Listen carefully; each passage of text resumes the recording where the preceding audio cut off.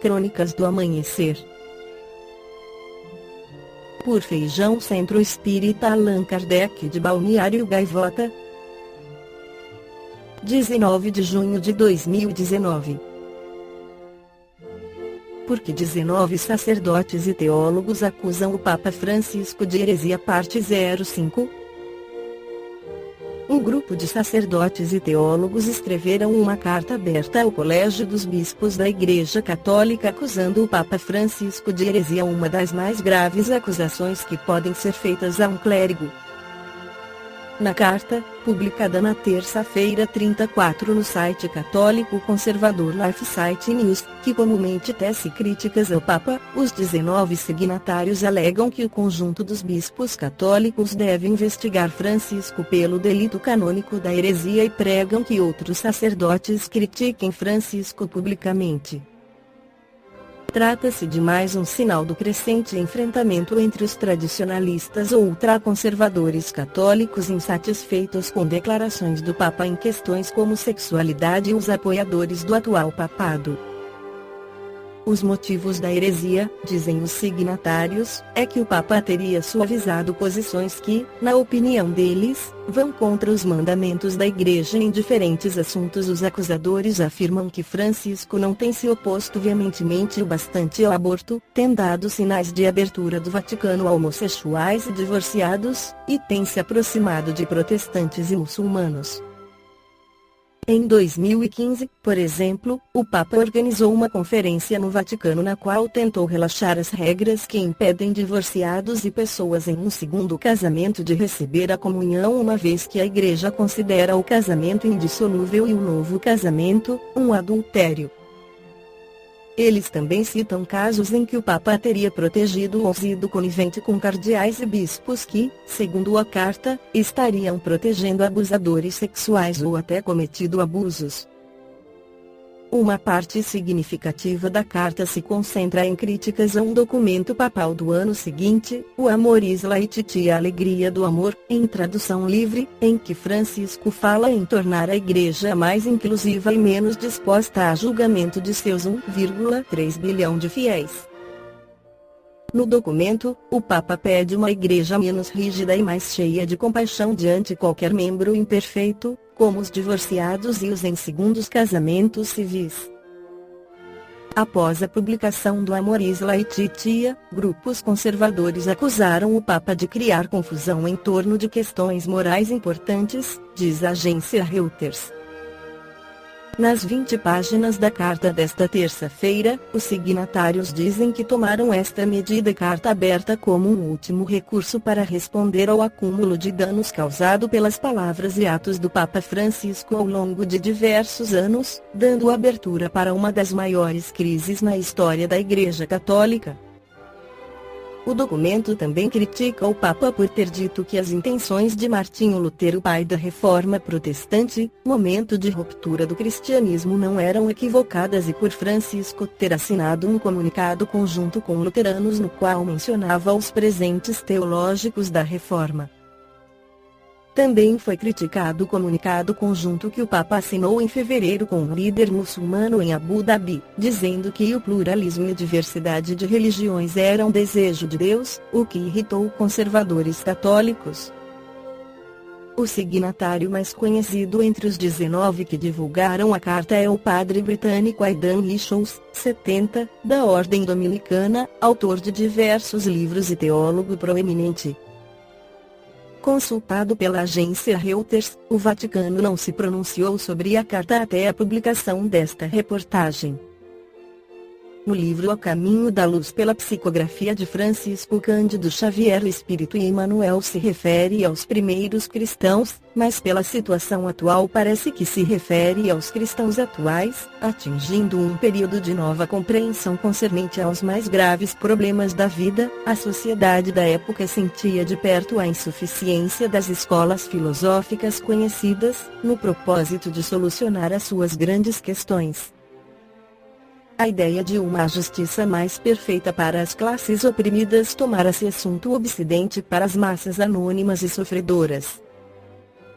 Em virtude dos seus postulados sublimes de fraternidade, a lição do Cristo representava o asilo de todos os desesperados e de todos os tristes.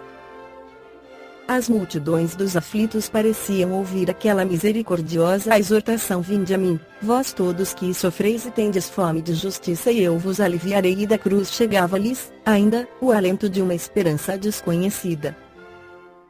A recordação dos exemplos do Mestre não se restringia aos povos da Judeia, que lhe ouviram diretamente os ensinos imorredouros.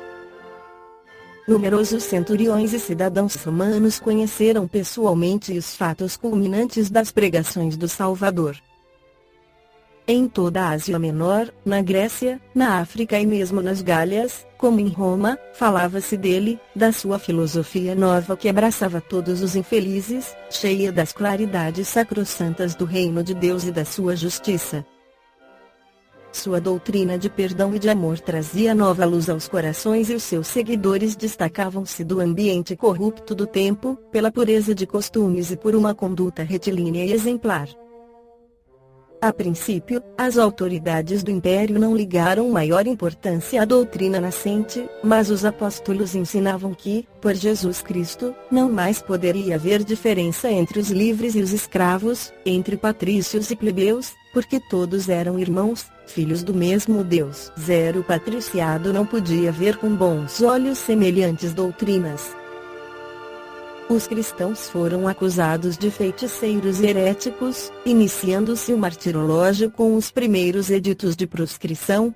O Estado não permitia outras associações independentes, além daquelas consideradas como cooperativas funerárias e, aproveitando essa exceção, os seguidores do crucificado começaram os famosos movimentos das catacumbas.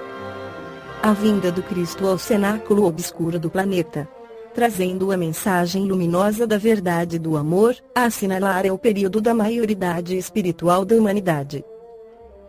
Essa maioridade implicava direitos que, por sua vez, se fariam acompanhar do agravo de responsabilidades e deveres para a solução de grandes problemas educativos do coração.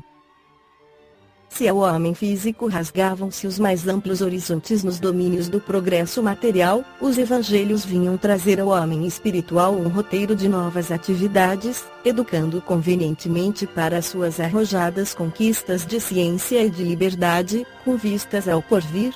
O aproveitamento desse processo educativo deveria ser levado a efeito pela capital do mundo, de acordo com os desígnios do plano espiritual.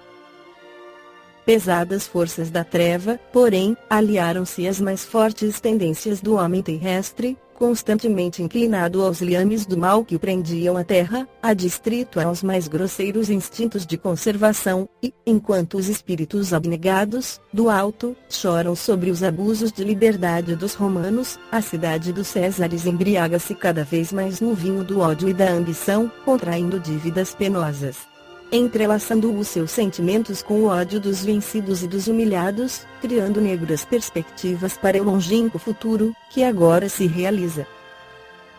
A realidade é que a civilização ocidental não chegou a se cristianizar. Na França temos a guilhotina, a forca na Inglaterra, o machado na Alemanha e a cadeira elétrica na própria América da Fraternidade e da Concórdia, isto para nos referirmos tão somente às nações supercivilizadas do planeta. A Itália não realizou a sua agressão à Abissínia, em nome da civilização cristã do Ocidente. Não foi em nome do Evangelho que os padres italianos abençoaram os canhões e as metralhadoras da conquista. Em nome do Cristo espalharam-se, nestes 20 séculos, todas as discórdias e todas as amarguras do mundo. Mas é chegado o tempo de um reajustamento de todos os valores humanos. Se as dolorosas expiações coletivas preludiam a época dos últimos ais do Apocalipse, a espiritualidade tem de penetrar as realizações do homem físico, conduzindo-as para o bem de toda a humanidade. Então percebemos que o Papa Francisco é um dos enviados do Cristo para tentar fazer com que a Igreja Católica volte a colocar em prática o exemplo do Cristo que acolhia todos com amor e dizia: vai e não voltes a errar. Esta foi a crônica do amanhecer de 19 de junho de 2019. Por Feijão Centro Espírita Allan Kardec de Balneário Gaivota. Que a paz esteja com todos.